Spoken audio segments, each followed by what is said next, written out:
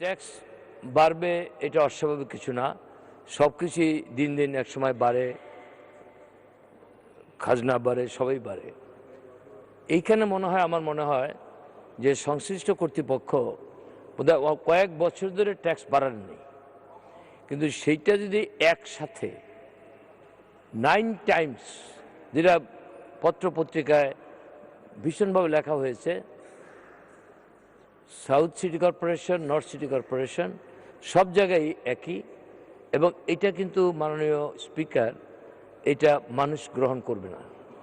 আর আমরা জনপ্রতিনিধি, আমরা জনগণের কথা বলি, জনগণের সুখ দুঃখের ভাগী আমরা।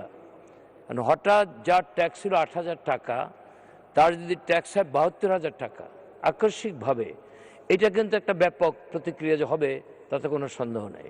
আমার নিজেরও একটা ছোটোখাটো বাড়ি আছে বনানীতে, সুতরাং আমি আমার নিজের জন্য আমি বলছি না, আমি সকলের সাথে একজন, সুতরাং আমি জানছি সেভাবে যে এইটা মনে হয় একটা পুনর্বিবেচনা করা প্রয়োজন।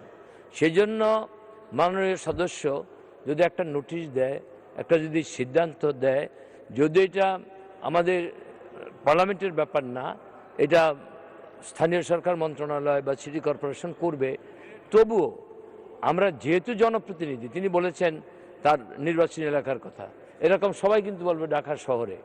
এবং আরেকটি কথা আমাদের মনে রাখা দরকার, আমরা রাজনীতি করি, রাজনীতির কতগুলি সময় থাকে। যেই জিনিসটি আপনি 3-4 বছর আগে করতে পারতেন, সেই জিনিসটি যদি একেবারে একটা সরকারের শেষ সময় সে করেন, তার একটা প্রতিক্রিয়া হতে বাধ্য।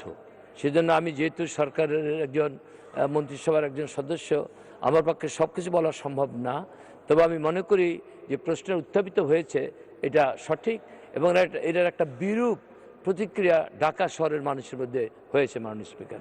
সেই জন্য এটার একটা সুন্দরভাবে নিষ্পত্তি হওয়া প্রয়োজন। আমি সংশ্লিষ্ট কর্তৃপক্ষকে বলবো এই জিনিসটাকে আবার বিবেচনা করার জন্য।